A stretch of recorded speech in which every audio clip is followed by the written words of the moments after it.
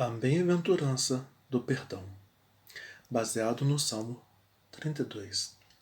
Vou começar com uma pergunta. Existe felicidade? Há várias teorias.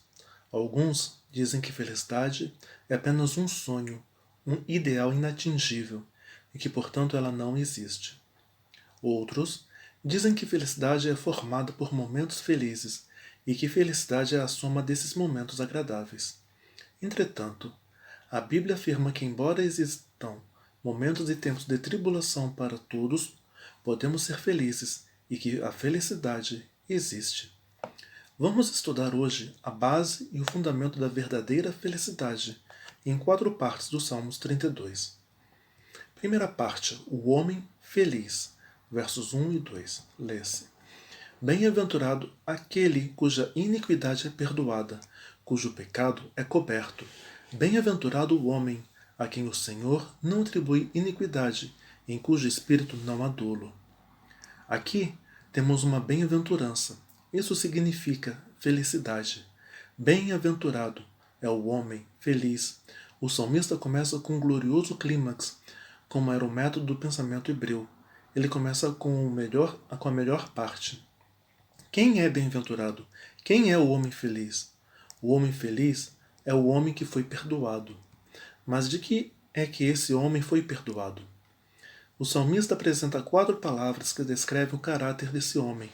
No verso 1, a palavra transgressão, no hebreu pesha, que significa rebelião contra as leis de Deus, e outra palavra pecado, chotá, catá, se estiver certo, que significa uma ofensa a Deus. E a terceira palavra é iniquidade, ovon, avon, algo assim, que quer dizer perversidade, injustiça, ou o contrário de equidade.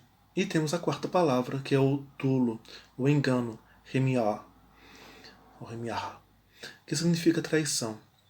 Quem é o homem feliz? É o homem que foi perdoado de sua transgressão, do seu pecado, de sua iniquidade e da sua traição. Se eu perguntasse, o que é o pecado? Que resposta você daria? O apóstolo Paulo faz uma lista dos pecados da carne, que são a prostituição, a impureza, a lascívia, a idolatria, a feitiçaria, as inimizades, as contendas, os ciúmes, as iras, as discórdias, as dissensões, os partidos, as invejas, as bebedices, as glutonarias e coisas semelhantes a estas, contra as quais eu vos declaro, como já antes vos preveni, que não herdarão o reino de Deus os que tais coisas praticam. Gálatas 5, versos 19 a 21. Você tem outra lista? O que é pecado para você? Aqui tem uma lista. Irreverência é pecado. Tomar o nome de Deus em vão é pecado. Trabalhar ou falar palavras profanas no sábado é pecado. Reter os dízimos e ofertas é pecado de roubo a Deus. Comer demais, tomar cerveja ou vinho é o pecado da intemperança. Ociosidade, gastar tempo em coisas inúteis, desperdício das horas, é um pecado. Pornografia, imoralidade, fornicação e adultério é pecado. Assassinato, homicídio é pecado, mas odiar também dá no mesmo. Mentira, mexerico, fofoca, falar mal dos outros é pecado. Orgulho, vaidade, avareza, ciúme, cobiça e inveja é tudo pecado. Mas a base de todo pecado está no egoísmo, no egocentrismo, na egolatria, a adoração do próprio eu, em oposição à adoração do verdadeiro Deus. Quem é o homem feliz? É o homem que foi perdoado de qualquer desses pecados, ou de todos eles ao mesmo tempo, sem distinção de qualquer um. Mas qual é o pecado que Deus não perdoa? Não existe um pecado que Deus não possa perdoar. Alguém pode contradizer e dizer, afirmando que blasfêmia contra o Espírito Santo é o pecado que Deus não perdoa. Mas eu te respondo que o pecado contra o Espírito Santo é justamente a recusa para obter o perdão. Se alguém não quer o perdão de Deus, então o problema está com ele e não com o Salvador. Deus perdoa a qualquer pessoa de qualquer pecado. Você pode imaginar um grande criminoso, culpado das maiores atrocidades, das maiores perversidades e blasfêmias.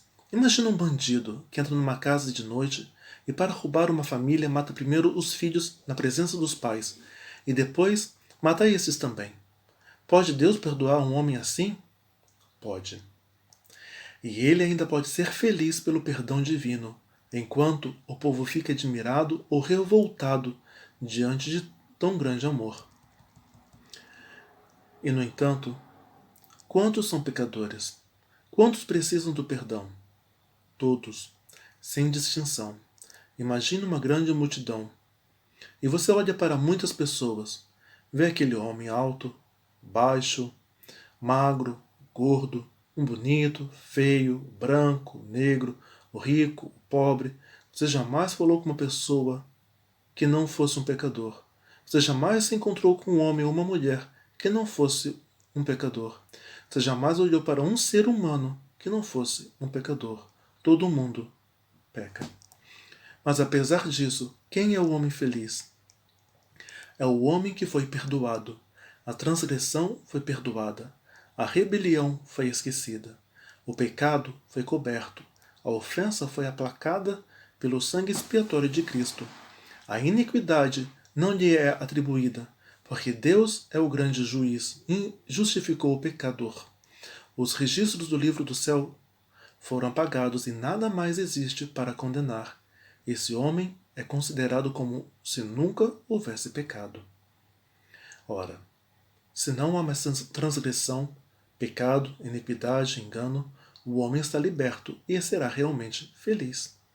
Esta é a verdadeira felicidade de que nos fala a Bíblia, desde as primeiras páginas. Segunda parte. O homem infeliz, verso 3 e 4. Lê-se. Enquanto calei os meus pecados, envelheceram os meus ossos pelos meus constantes gemidos todo o dia, porque a tua mão pesava dia e noite sobre mim, e o meu vigor se tornou em sequidão de estio. Agora o salmista descreve o homem infeliz. Davi foi esse homem aqui. Ele conta sua própria experiência. Era um tempo de guerra e os exércitos de Israel estavam em campo aberto, enfrentando o inimigo. Mas Davi se encontrava ocioso em uma bela tarde, passeando pelo palácio, enquanto avistou uma mulher no quintal de sua casa tomando banho e se expondo sensualmente. A seguir, ele mandou que os seus servos trouxessem aquela mulher para o palácio, a fim de conversar com ela. Então ele a levou para sua cama e adulterou com ela. Daí achou que tudo estava certo, que nada haveria de acontecer, afinal, ele era o rei de Israel e tinha certos privilégios. Mas Batseba mandou-lhe dizer que estava grávida. E isso o deixou aturdido. A princípio, não sabia o que fazer. Ele havia cometido um pecado grave e agora precisava esconder o seu pecado. Como que ele fez isso? Escondeu o pecado com outro pecado ainda mais grave. Ele planejou a morte do esposo da mulher com quem ele havia adulterado, com o propósito de esconder isso. Urias estava no campo de batalha e foi chamado para conversar com o rei no palácio. E Davi o tratou muito bem, com muita gentileza e amabilidade, recebendo-o com um rico presente. Já era de se desconfiar que alguma coisa estava mal. E sugeriu que ele fosse à sua casa descansar um pouco e ver sua esposa. Mas o homem era de caráter nobre e não quis descansar nem se alegrar com sua esposa, enquanto o seu exército estava lutando na batalha. Davi ficou sem palavras, porque Urias demonstrou muita nobreza de caráter, e ele ficou sem poder responder a tais argumentos. Falhou o primeiro plano de Davi. Entretanto, o medo de ser descoberto levou Davi a arquitetar o plano B, cometendo outra perversidade, procurando encobrir um pecado com outro pecado. Escreveu uma carta e pediu que Urias a entregasse para Joabe, o comandante do seu exército.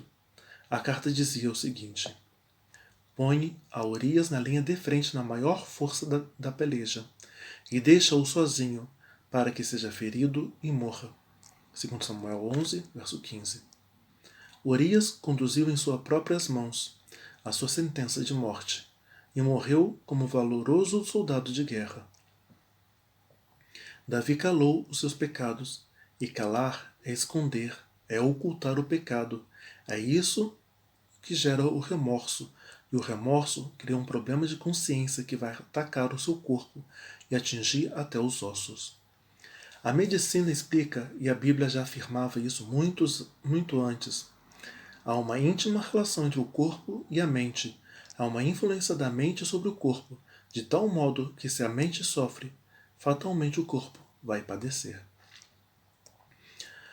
Um especialista em artritismo e reumatismo fez a seguinte afirmação: 51% dos casos de artritismo, reumatismo e colites em pacientes que tenho examinado no hospital tiveram sua origem no remorso, que lhe estava atormentando a consciência. Davi ficou por um ano inteiro nessa situação. Sua vida foi um desastre. Depois desse pecado, ele sentiu uma angústia muito profunda que carcomia a sua alma e o seu corpo. Até os seus ossos se enfraqueceram e se encheram de dores. Ele gemia de dia e de noite. Davi entrou em pânico e desesperou com receio de ter sido abandonado por Deus. E falando da angústia de sua alma, disse: Senhor, a tua mão pesava fortemente sobre mim. Era a lembrança da culpa que tanto o atormentava, mas que lhe parecia ser a mão de Deus, porque era Deus mesmo que conservava essa memória diante dele, e como um resultado perdeu as forças vitais e se sentiu em sequidão. O filósofo francês Jean-Jacques Rousseau, quando jovem, viveu na cidade de Turim, na casa de uma mulher de Vercelli. Em suas confissões, ele escreveu: Desta casa levo comigo um terrível fardo de culpa, que depois de 40 anos ainda está indelével em minha consciência, e quanto mais velho fico, mais pesado é o fardo da minha alma. Ele havia roubado um objeto de valor da dona da casa. Posteriormente, quando a perda foi descoberta, lançou a culpa sobre a servente da casa, que como resultado perdeu o emprego e a dignidade. Ele continua: acusei-a como ladra, lançando assim uma jovem honesta e nobre na vergonha e na miséria. Ela me disse então: O Senhor lançou a desgraça sobre mim, mas eu não desejo estar no seu lugar. A lembrança frequente disto dá-me noites de insônia, como se fosse ontem que tal fato aconteceu. É certo que algumas vezes minha consciência esteve adormecida, mas agora ela me atormenta como nunca dantes. Este fardo está mais pesado agora sobre o meu coração. Sua lembrança não morre. Tenho que fazer uma confissão. Este era um homem feliz, e assim, de tal maneira encontrava Davi. Parte 3. Como ser feliz? Versos 5 a 7. O que fez Davi? Ele disse a mesma coisa que o filósofo francês Rousseau disse muito tempo antes de Rousseau nascer. Disse Davi: Tenho que fazer uma confissão. A diferença entre esses dois homens foi que Rousseau fez uma confissão para homens, enquanto que Davi fez uma confissão para Deus. Disse ele no verso 5: Confessei-te o meu pecado, e a minha iniquidade não mais ocultei. Disse: Confessarei ao Senhor as minhas transgressões, e tu perdoastes a iniquidade do meu pecado. Como foi a sua confissão? Deus sabia que ele estava sofrendo e enviou o profeta Natã para falar com ele. Natã era um verdadeiro pastor de alma em pecado. Ele contou a Davi a história de um homem rico que roubou uma ovelha de um pobre homem. A ovelha, que era um animal de estimação do pobre homem, ele a roubou para dar um banquete em sua casa. Davi, que era um homem muito sensível, respondeu prontamente: Tão certo como vive o Senhor, este homem deve morrer. Davi proferiu a sua própria sentença de morte. E Natã respondeu: Tu és este homem. E profundamente emocionado, Davi reconheceu de imediato: pequei contra o Senhor. Mal ele proferia essas palavras, o profeta lhe dá as boas novas. Também o Senhor te perdoou do teu pecado, não morrerás. Qual é a conclusão de Davi ao contar sua dramática experiência para todo o povo de Israel neste salmo e para todo o mundo? No versos 6 e 7 lê-se: Sendo assim, todo homem piedoso te fará súplicas em tempo de poder encontrar-te. Com efeito, quando transbordarem muitas águas, não o atingirão. Tu és o meu esconderijo, tu me preservas da tribulação e me cercas de alegres cantos de livramento. Sendo assim, ou portanto, se Deus me perdoou tão grande pecado a mim que, devido à minha posição como rei, eu sou o mais culpado, todo homem piedoso te fará súplicas, e ele será perdoado, e ele estará seguro contra as convulsões da natureza. Ele poderá se refugiar em Deus como seu esconderijo, e será preservado da tribulação e cercado de alegres cantos de livramento. Mas note, as palavras em tempo de poder encontrar-te. Sabe quando é o tempo oportuno de encontrar com Deus e ser perdoado? É hoje. Amanhã poderá ser tarde demais. Porque haverá um tempo em que os homens terão fome e sede, não fome de pão ou sede de água, mas de ouvir a palavra de Deus, e não a acharão.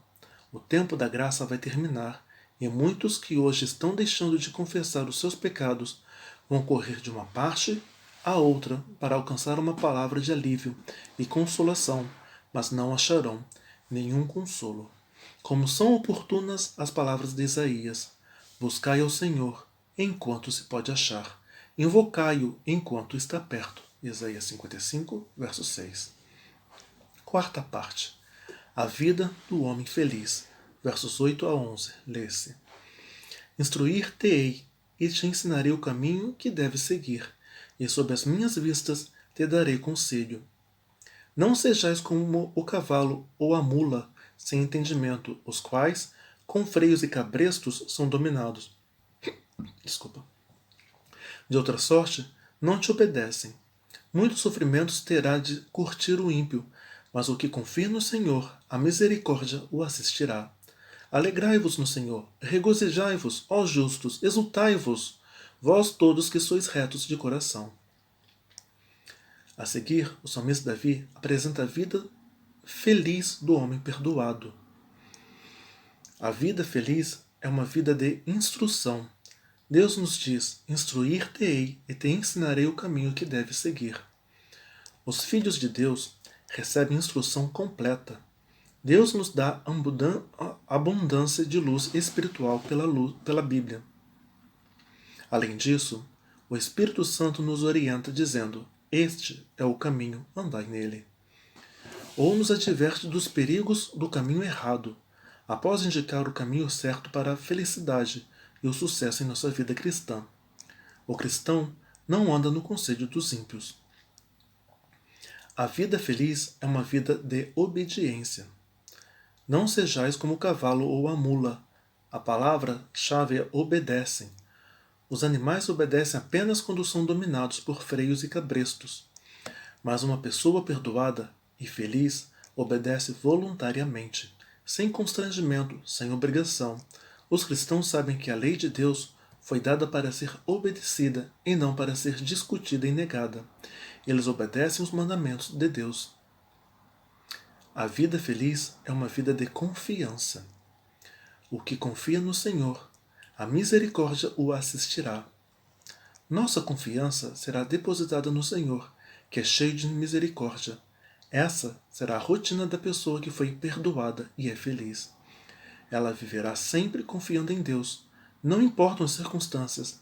Na alegria, na dor, na provação, você sempre poderá confiar em que Deus o ajudará e nunca será desamparado. A vida do ímpio será de sofrimento sem escape. A vida do justo será de confiança, misericórdia e, consequentemente, gratidão. A vida feliz é cheia de alegria.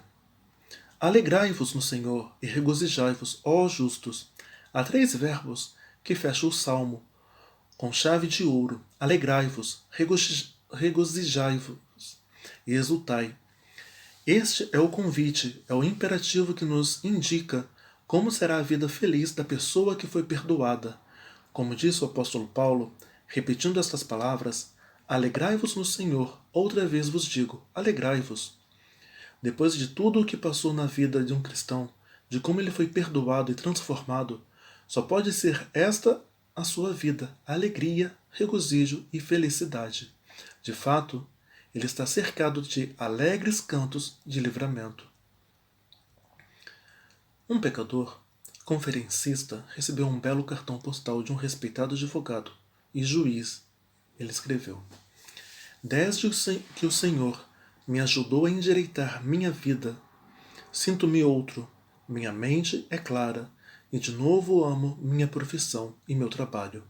Até meus passeios frequentes no parque, pela margem do rio, parecem realizarem-se numa atmosfera mudada. Agora encontro prazer em apreciar as belezas naturais. O cântico dos pássaros nas árvores é como confortante música aos meus ouvidos. Antes, eu não tinha prazer em observar as flores e as plantas, nem ouvir os pássaros cantarem nas árvores. Oh, muito obrigado! Agora vale a pena viver. Você tem um cântico de alegria e gratidão? Ou você ainda não foi perdoado? Está ainda sofrendo com o pecado acariciado? Busque a Deus e confesse ao Senhor Jesus Cristo. Faça como Davi e seja feliz.